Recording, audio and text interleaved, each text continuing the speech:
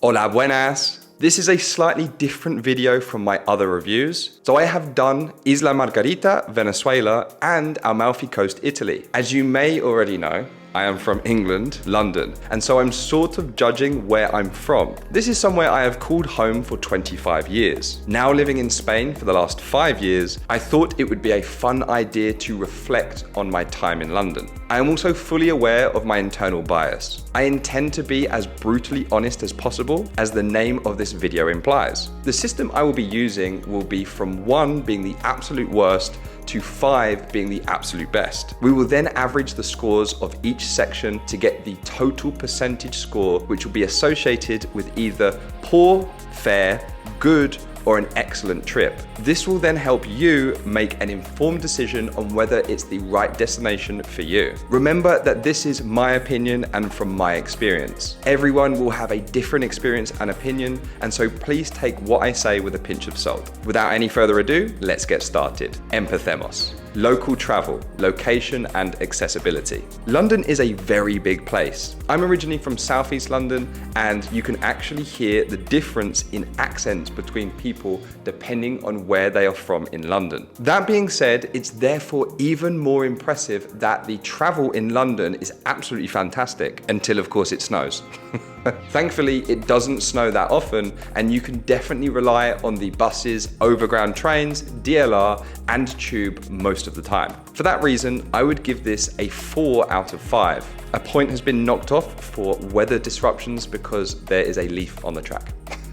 Cost of living, accommodation, food and dining experiences, transportation costs. Assuming we are viewing this as a tourist visiting here from the USA or even a country within the European Union, I'd say that London can be quite expensive, even more so now than when I left 5 years ago. I often return home to see friends and family, and we go out for food, and I'm shocked at the cost of alcoholic drinks or even non-alcoholic beer, which can be even more than £5. It's actually insane when you think about it. Accommodation isn't cheap either. Hotels will require you to donate your kidneys for a weekend away. That's obviously a joke, but I think you get my point. Just make sure you come prepared to spend a bit whilst you are here. Transport is also quite expensive. Reliable, but expensive. Can you find cheap places to eat? Yeah, sure. I guess you can, and you can go to a supermarket, which is fairly affordable. Just make sure that you do your research before going. I'll give this a 2 out of 5 for cost of living. Environment, cleanliness, natural beauty. London has a big positive on its side here, that I'm rating a city with the 3rd largest area in Europe, only beaten by Paris and Istanbul. That being said, if you go to some parts in London, you'd think it was very dirty. But then if you go to others, you'd assume it was all super clean. If you stick to the center, then you'll find it's incredibly clean. Natural beauty, on the other hand, I don't know. I don't think so. Okay, there are some beautiful parks and some of the buildings are impressive, and this might be an unpopular opinion, but London is mostly a concrete jungle. But that's why I always speak so highly of the countryside outside of London, because it's abundant if you drive only an hour away from the center. Anyway, I think it's fair to give this a 3 out of 5. Weather.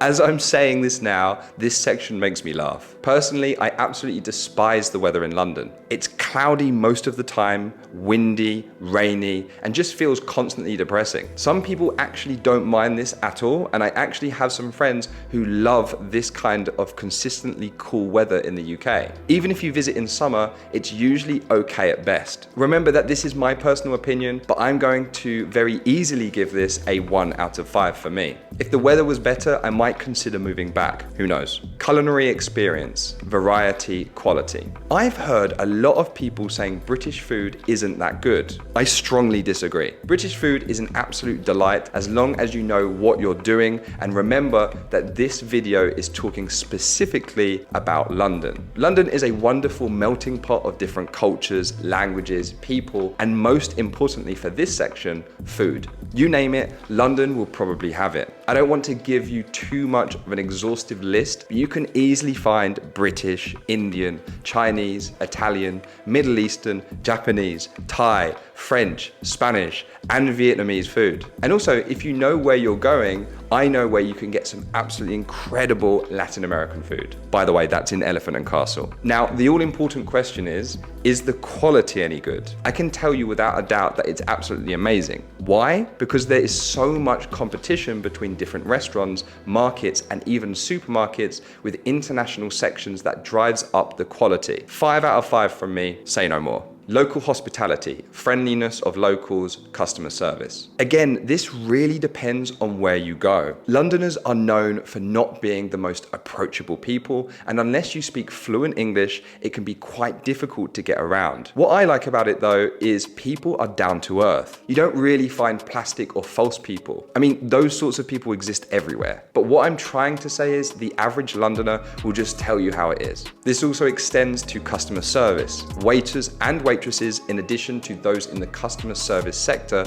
won't actively be rude, but they won't pretend to be your friend either. I like that. I know where I stand with these people. Make sure you use your manners and people will be good to you. I would give this a 4 out of 5 for local hospitality. Just stick to the center. Safety and security, environment, police presence, crime rate, and emergency services. This is a difficult topic. Again, it really depends on the area you're in. I think a lot of people have this image of London being a safe haven, but given my personal comparison with Madrid, Spain, where I am based now, London does not feel safe at all. During the day, and especially in the center of London, you'll be absolutely fine. The police presence is sufficient, and generally it's a deterrent for most problems. It's sad to see, but just do a Google search on knife crime in London, and you'll see that there is a real problem there. In fact, I was in London about 3 weeks ago, and 2 days before I was getting on the train, someone was stabbed on that exact train. I felt incredibly uncomfortable, and to make things worse, when I was on the train, there was a guy kicking the side of the train for no reason whatsoever other than he was having a bad day. This kind of behavior is not normal, especially here in Madrid. And I feel as though the police here in Madrid are a lot more reactive than they are in London. Not to make this too political, but I feel like in London, everyone's a little bit more PC. Here in Madrid, it's like, if you're misbehaving, the police will jump in and say, stop doing that. Anyway, I'm going off track. Let's get back on topic. Again, this will depend on the area and the time of day that you are out and about. Just be careful. Emergency services are generally really good, prompt, well knowledgeable, patient, and quite frankly, need more financial support than they are currently getting. I'm giving this a 3 out of 5 as I feel London is safe as long as you are sensible, stick to the center once again, and just be aware of your surroundings. Overall experience, how I felt being there. London will always be a special place for me. I grew up there and I have a tremendous amount of pride for where I'm from. Is it perfect? Definitely not. But most importantly, should you visit it? Yeah, I think you should. There is so much history, diversity, different foods. And this is slightly out of scope for this video, but try heading out to the countryside in the UK. You might just find your new favorite place. For my overall experience, I will give this a 4 out of 5. Just remember to bring your raincoat. Yes, even in summer. Taking all of this into account, I give this location a 26 out of 40, which means I give London a rating of good. It is enjoyable and I do recommend it. Thank you so much for watching this week's video. What are your thoughts on my review? Are there any points you disagree with? Let me know in the comments below. I encourage this sort of conversation even if you don't agree with me. If you like this kind of content, don't forget to leave a like, add a comment, and subscribe, and I'll see you in the next one. Thanks.